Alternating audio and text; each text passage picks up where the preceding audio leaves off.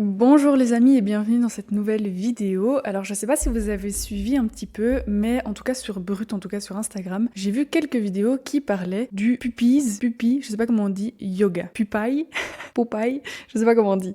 Papi. En gros, qu'est-ce que c'est? C'est faire du yoga en présence de chiots. Et il y a eu donc des associations de protection animale ou bien tout simplement des documentaires qui manifestaient un petit peu contre cette pratique pour notamment essayer de fermer certains centres ou pour dénoncer des abus, l'envers du décor, enfin plein de choses qui n'allaient pas. Nous sommes au Royaume-Uni en juillet 2023 et ces images sont diffusées par le média ITV. After our investigation found puppies being used from just 6.5 weeks of age, others being denied their own water, worked for hours at a time and deprived of sleep. Introducing young puppies to important things positively that they might encounter in their life can build their long-term confidence in interactions with people and the world around them. But if we give them bad experiences during this time, that can influence them to be anxious or fearful. Et honnêtement, je suis un petit peu contente que ça commence à arriver parce que, qu'on se le dise, le yoga avec des chiots, enfin de nouveau, encore une fois, la déviance n'est jamais loin, les amis. En plus, je trouve que ça n'a aucun lien. Enfin, je veux dire, des chiots, c'est hyper énergétique, ça a envie de jouer tout le temps, ça fait du bruit, parfois c'est pas toujours propre. On a un caca sur le paillasson. Et à côté de ça, il y a le yoga qui est quand même une discipline extrêmement noble de base, très calme, qui ne bouge pas trop, ou du moins qui bouge mais en harmonie avec son espace, son temps. C'est quand même quelque chose de très lent, très profond comme mouvement, etc., etc. Et je ne comprends pas ce que fait l'un avec l'autre. Expire jusqu'au bout de l'expiration.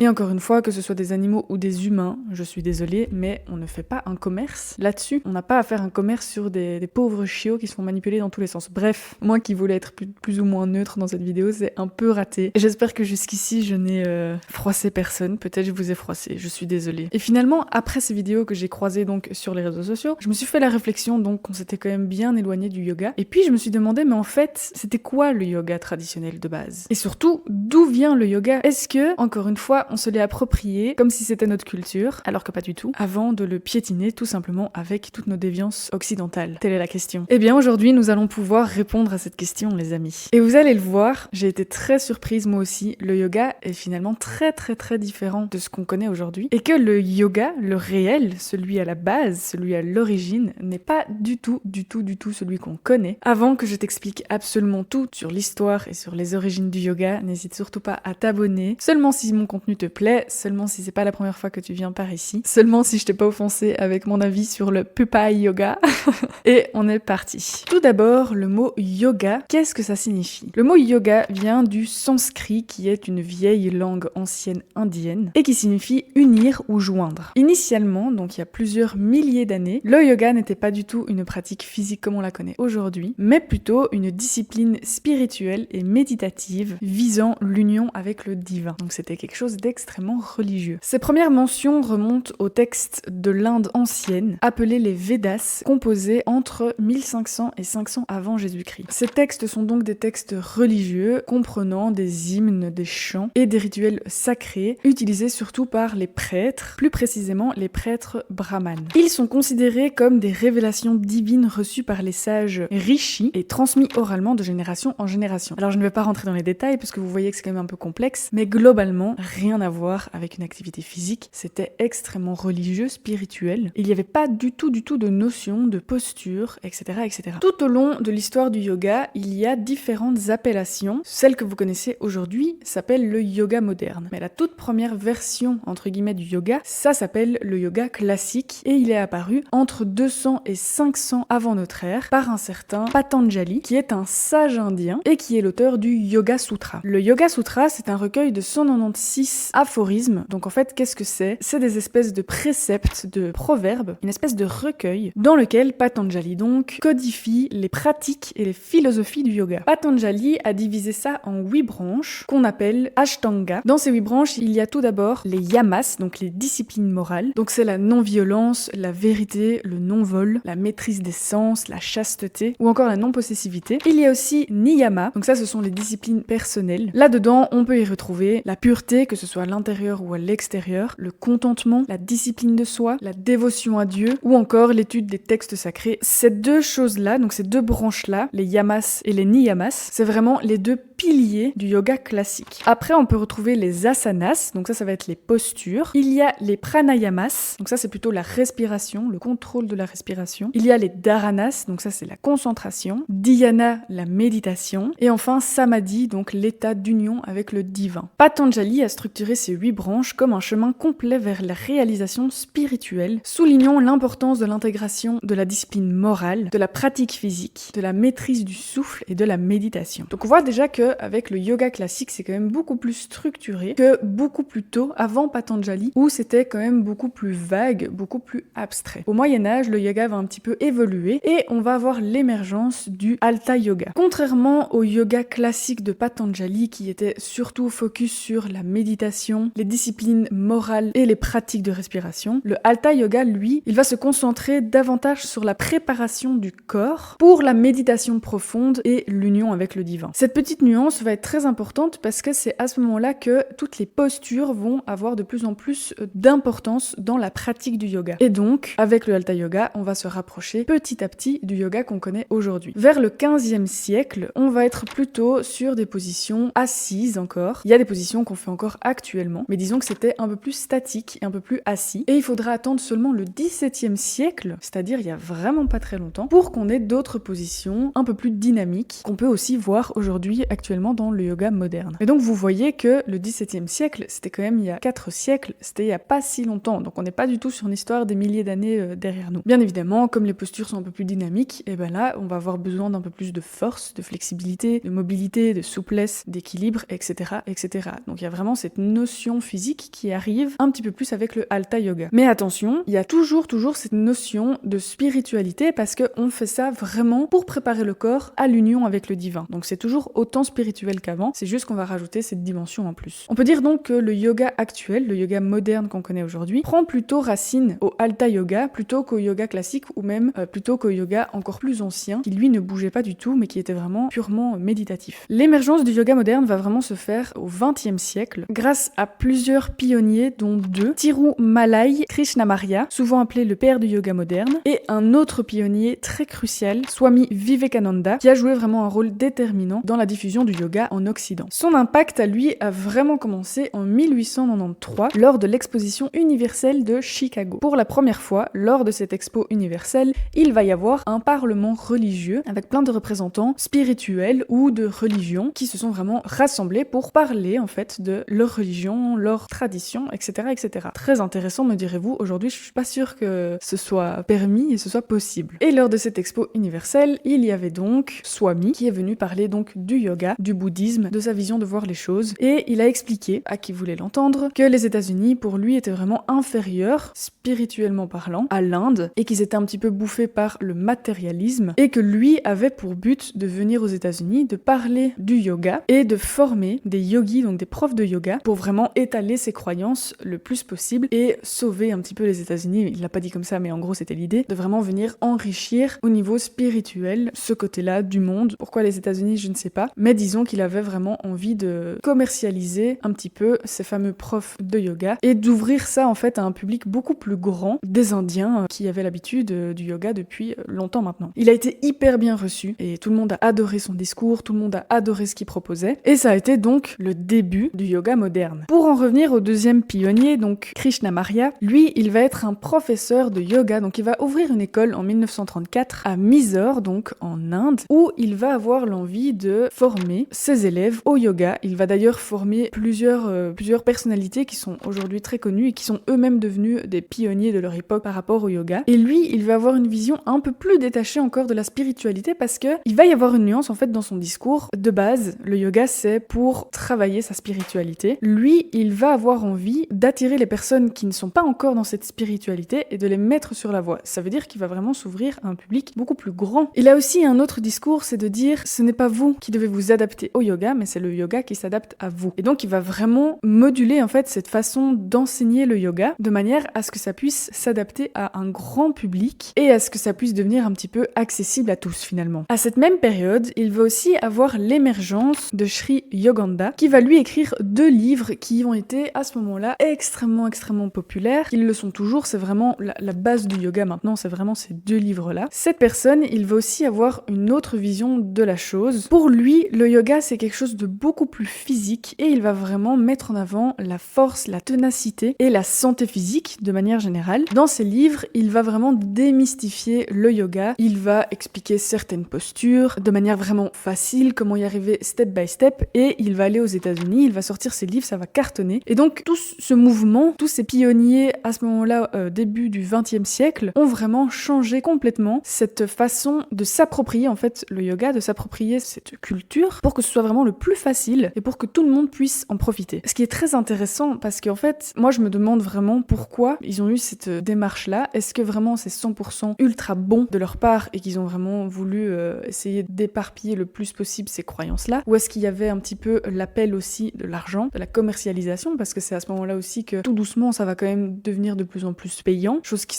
n'était pas le cas avant, puisque c'était quand même très spiritueux et qu'on ne fait pas payer des croyances religieuses. Donc est-ce que c'était pour ça? Ils ont quand même tous été aux États-Unis pratiquement, donc aussi c'est très curieux et en fait je trouve que c'est quand même quelque chose de commercialiser entre guillemets ses croyances et ses racines culturelles. Donc je me demande vraiment quelle était la motivation purement derrière d'écrire tous ces livres et de vraiment démystifier à ce point-là le yoga pour que tout le monde se l'approprie. Si vous avez suivi un petit peu mes vidéos, je sais pas, je crois que j'en ai fait une, peut-être j'en ai fait 2 sur les standards de beauté, vous savez que en 1920, donc à peu près à cette époque-là, avec les 3 pionniers dont je viens de vous parler, c'est aux États-Unis les années folles, donc c'est après la Première Guerre mondiale. Les femmes sont de plus en plus indépendantes, pas comme aujourd'hui, mais c'était le début. Elles ne voulaient pas que les choses redeviennent comme avant la guerre, elles étaient quand même beaucoup plus libres, elles voulaient tester plein de choses. Il y a eu vraiment un gros changement dans la société à ce moment-là, et donc je pense que cette approche de yoga a parfaitement collé à cette période, puisque c'était à ce moment-là aussi que ça a été accepté pour les femmes, parce qu'avant ça le yoga c'était surtout pour les hommes, et donc tout ça a méga bien collé et ça a super bien pris, surtout aux États-Unis. Et donc il y a eu de plus en plus de yogis, donc de profs de yoga, il y a eu de plus en plus de cours, ça a généré de l'argent de plus en plus, et la spiritualité a quand même relativement baissé à ce moment-là. Alors je pense qu'au début il y avait quand même toujours ce truc de respect, en tout cas quand on faisait le yoga. Je trouve qu'aujourd'hui on l'a quand même de moins en moins ce respect, et donc c'est vraiment à ce moment-là que le yoga moderne s'est vraiment installé dans nos sociétés, en tout cas surtout aux États-Unis à ce moment-là, mais ça s'est très vite mondialisé. Et en fait le dernier élément qui va vraiment fixer cette mode justement à ce que ce soit plus qu'une mode, c'est, figurez-vous, un voyage qui a marqué l'histoire du yoga, les Beatles, qui ont été invités par un professeur de yoga en Inde, Maharishi Mahesh, qui lui avait des idées très claires et qui voulait clairement installer sa notoriété, grandir sa notoriété et se faire connaître de tous. Donc vous voyez, c'est quand même un peu curieux, je trouve, parce que c'est quand même très spirituel, anti-matérialiste, le bien-être physique, mental, l'union avec le divin, et à côté, il y a quand même un peu ce truc de la course à la mondialisation, aller aux États-Unis, faire émerger le maximum de professeurs de yoga possible, faire payer les cours, faire payer les formations, courir après la notoriété, inviter des grandes stars, parce qu'il y avait les Beatles à ce voyage-là, mais il n'y avait pas que les Beatles, c'était l'époque des boys bands, il y en avait quand même 2-3 qui ont été invités à ce voyage en Inde. Et donc, je trouve que à partir du XXe siècle, j'ai l'impression qu'il y a quand même certains gros changements aussi dans les mentalités du yoga, mais ça c'est seulement moi qui l'observe, peut-être que je me trompe complètement. C'est quand même une impression que j'ai en ayant fait les recherches et en vous racontant aujourd'hui cette histoire. Et effectivement, coup de poker, parce que à partir de là, c'est devenu un endroit extrêmement touristique et le yoga est vraiment devenu quelque chose hyper prisé. Donc c'était il y a 60 ans déjà. Et aujourd'hui, effectivement, on peut observer qu'il y a vraiment des studios de yoga absolument dans toutes les rues. Moi, en tout cas, à Bruxelles, il y a que ça. Je pense que ça s'est vraiment mondialisé dans n'importe quel pays, que ce soit à l'intérieur, à l'extérieur, que ce soit en distance avec un prof. On peut vraiment retrouver du yoga absolument partout. Alors bien évidemment, toute bonne chose a ses déviances, c'était évident. C'est comme ça avec l'homme, c'est tout le temps comme ça. Et donc, comme je vous ai expliqué dans l'intro, il y a eu des déviances qui ont été, qui ont dérangé, qui dérangent encore aujourd'hui, et qui salient un petit peu l'image du yoga. Alors tout d'abord, il y a ce côté spirituel qui n'est plus là. Alors est-ce que c'est négatif ou pas, je ne sais pas. Mais disons qu'aujourd'hui, il n'y a plus du tout cette approche, comme je vous ai dit, donc spirituelle, mais aussi un peu respectueux. Disons que j'ai l'impression que le yoga, ça se fait partout, n'importe quand, n'importe comment. Surtout qu'il n'y a plus vraiment ce truc de bien-être personnel, profond, de calme. Surtout quand on voit un petit peu ces cours avec des chiots qui courent dans tous les sens. J'ai l'impression que c'est un petit peu piétiner les valeurs, en fait, de base du yoga, qui sont vraiment la méditation, la respiration, les postures. Avant, c'était des choses qui prenaient beaucoup de temps. Maintenant, j'ai quand même l'impression que tout ça, c'est un peu écrasé, quoi, par justement toutes ces déviances et cette mondialisation de la pratique. Et du coup, ces cours avec ces chiots, c'est vraiment le meilleur exemple pour illustrer ce que je suis en train de vous raconter. Je ne sais pas qui a eu cette idée un jour de mélanger ces deux choses, mais ça ne va pas du tout. Ce n'est pas très respectueux, je trouve, pour du coup les valeurs ancestrales du yoga, mais pas non plus pour ces pauvres chiots. Je sais pas si on se rend compte un petit peu, mais en fait, quand on voit les images, il y a des parcs de chiots où ils sont, je sais pas moi, ils sont 15-20, et quand c'est le moment, tout le monde va triturer ces chiots dans tous les sens, et ça a été prouvé par des professionnels animaliers, je sais pas comment on appelle ça, que clairement ça pouvait engendrer du stress pour les chiots, que c'était trop quoi en fait, qu'on les prenait pour objets, qu'on jouait avec, que ça durait 30-40 minutes, et puis après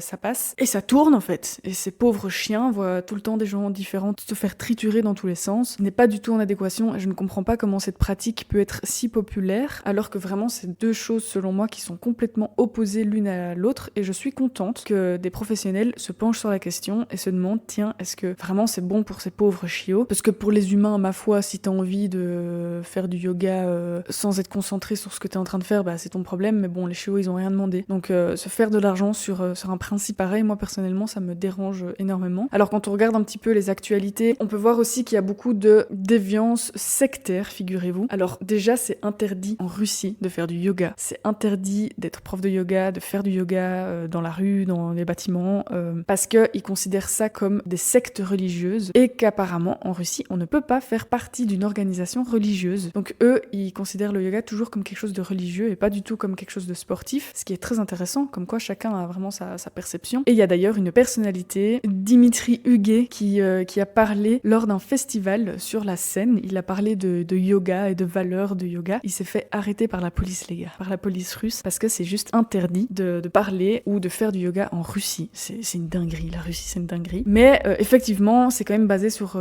certaines choses qui sont quand même relativement vraies, parce que je prends aussi l'exemple de cette gigantesque arrestation qui a eu lieu en novembre passé en France, où il y a 40 adeptes et un gourou qui se sont fait arrêter parce que en fait ils représentaient donc une secte internationale de yoga. Est-ce que c'était des pratiquants de yoga et que ça a dévié en secte? Est-ce que c'était une secte et qu'en fait c'était un peu la couverture de dire que c'était des cours de yoga? Je ne sais pas, mais disons que c'est quand même une grosse déviance et qu'apparemment ça existe, qu'il y a vraiment des dérives sectaires par rapport au yoga. Alors il y a eu aussi beaucoup de professeurs très connus, très en vogue, très influents, qui ont été jugés pour abus sexuels ou sur des adeptes de yoga, ce qui est extrêmement choquant bien évidemment, et ce qui du coup entache énormément cette pratique, cette commercialisation du yoga. Alors après malheureusement ça arrive dans tous les domaines, et je pense que c'est pas pour autant qu'il faut mettre absolument toutes les pratiques de yoga dans le même sac. Je pense pas que tous les profs soient mauvais, je pense qu'il y a vraiment des profs de yoga à mon avis qui ont énormément de valeur, des cours dans lesquels à mon avis ça doit se passer mieux que dans d'autres cours, parce que si on devait agir de cette façon, plus rien n'existerait, parce que malheureusement des agressions sexuelles, des viols, il y en a absolument dans tous les domaines.